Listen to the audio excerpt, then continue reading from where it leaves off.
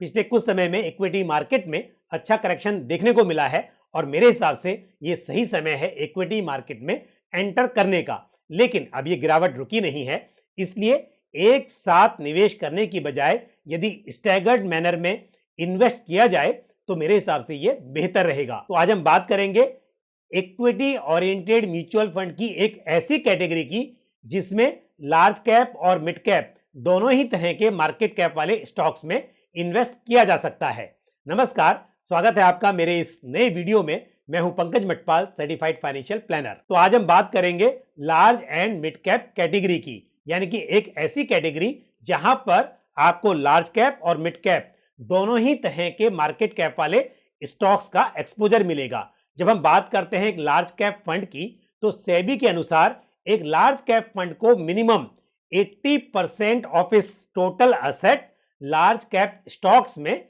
Allocate करना होता है। और यदि हम मिड कैप फंड्स की बात करें तो एक मिड कैप फंड का टोटल जो एसेट होता है उसका मिनिमम 65% मिड कैप शेयर्स में इन्वेस्ट किया जाता है। लेकिन यदि आप चाहते हैं कि आपके पोर्टफोलियो में लार्ज कैप और मिड कैप दोनों ही तरह के मार्केट कैप वाले स्टॉक्स का एक्सपोजर रहे, तो आप इन्वेस्ट कर सकते हैं large and mid cap funds में।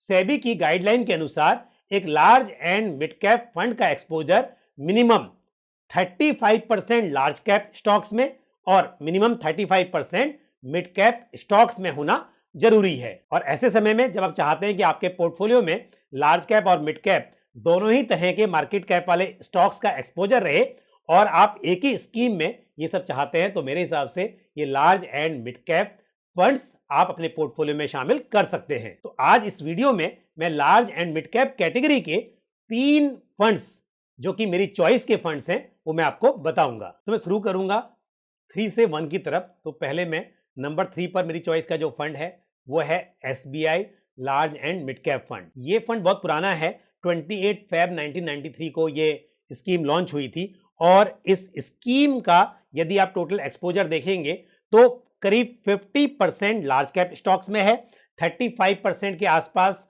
इसका एलोकेशन मिड कैप में है और 13 या अराउंड 14% एलोकेशन जो है वो स्मॉल कैप शेयर्स में है। तो यहां पर हम बात कर रहे हैं लार्ज एंड मिड कैप की, लेकिन इस स्कीम का एक्सपोजर करीब 14% स्मॉल कैप शेयर्स में भी है। यदि हम इस स्कीम की पास्ट परफॉर्मेंस की बात करें तो लास्ट 1 ईयर में इसका रिटर्न लगभग 14%, लास्ट 3 ईयर्स का CAGR लगभग 17% और लास्ट 5 ईयर्स का CAGR करीब 12% रहा है सिंस इंसेप्शन। यानी कि यदि हम बात कर रहे हैं 1993 से, तो स्कीम ने 14% का CAGR डिलीवर किया है। और स्कीम की यदि एक्सपेंस रेशियो की बात की जाए तो रेगुलर फंड का जो एक्सपेंस रेशियो है वो 2.17% और डायरेक्ट प्लान का एक्सपेंस रेशियो 1.17% का है एज ऑन 31 मार्च 2022। और अब बात करते हैं इस कैटेगरी की मेरी चॉइस की दूसरी स्कीम की, और वो है कैनरा रूबिको इमर्जिंग इक्विटी फंड। ये स्कीम 11 मार्च 2005 को लॉन्च हुई थी, यानी कि इसकी भी लंबी परफॉर्मेंस हिस्ट्री है। और इस स्कीम का यदि हम टोटल एलोकेशन देखें तो करीब 59% लार्ज कैप में और करीब 39% एलोकेशन मिड कैप स्टॉक्स में है। वहीं बहुत छोटा सा एलोकेशन करीब 2% का इस स्कीम का एलोकेशन स्मॉल कैप शेयर्स में है। तो मेजरली ये scheme large cap and mid cap पर फोकस्ड है और हम यहां पर बात कर रहे हैं large and mid cap fund की, तो उस हिसाब से ये स्कीम ट्रू टू लेवल कह सकते हैं कि क्योंकि large and mid cap fund है तो यहां पर मेजर एक्सपोजर जो है वो large and mid cap shares में है। और यदि पास्ट परफॉर्मेंस की हम बात करें तो लास्ट 1 ईयर में इस स्कीम ने लगभग 11% का रिटर्न डिलीवर किया है। वहीं लास्ट 3 ईयर्स का CAGR करीब 17% और लास्ट 5 ईयर का CAGR करीब 11% रहा है। और सिंस इंसेप्शन यानी कि 2005 से लेकर अब तक स्कीम का CAGR करीब 17% रहा है। अब बात करते हैं इस स्कीम के टोटल एक्सपेंस रेशियो की, जो कि रेगुलर प्लान में है 1.84% और डायरेक्ट प्लान में है 0.61%। और मैंने प्रॉमिस किया था कि मैं आपको 3 स्कीम्स बताऊंगा, तो अब बारी है मेरी चॉइस की नंबर 1 स्कीम इस कैटेगरी में, और वो है ICICI prudential large and mid cap fund. ICICI prudential large and mid cap fund 9 जुलाई 1998 को लॉन्च हुआ था, यानी कि बहुत पुराना फंड है। और इस स्कीम के यदि हम एलोकेशन पर ध्यान दें तो 61% के आसपास जो टोटल एसेट है वो लार्ज कैप में इन्वेस्टेड है और करीब 38% एलोकेशन मिड कैप स्टॉक्स में है।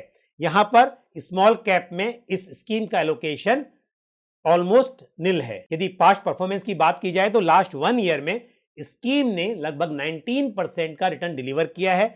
वहीं लास्ट 3 इयर्स का CAGR करीब 17% और लास्ट 5 इयर्स का CAGR लगभग 11% के आसपास रहा है। सिंस इंसेप्शन यानी कि 1998 से यदि देखा जाए तो स्कीम ने करीब 18% का CAGR डिलीवर किया है। स्कीम के रेगुलर प्लान में 2.22% का एक्सपेंस रेशियो है और वहीं डायरेक्ट प्लान में ये 1.30% है। अक्सर इन्वेस्टर्स एक्सपेंस रेशियो पर बहुत ध्यान देते हैं और बेशक यदि एक्सपेंस रेशियो कम होगा तो ये इन्वेस्टर के हित में होगा, लेकिन ये एकमात्र क्राइटेरिया नहीं है किसी स्कीम को सिलेक्ट करने का, क्योंकि यहां पर हमने देखा कि आईसीआईसीआई प्रूडेंशियल का जो एक्सपेंस रेशियो है वो जो 2 स्कीम्स मैंने बताई उनके मुकाबले अधिक है। लेकिन यदि आप रिटर्न्स की बात करें तो इस एक्सपेंस रेशियो के साथ भी स्कीम ने बेहतर रिटर्न्स डिलीवर किए हैं। यानी कि यदि कोई स्कीम ज्यादा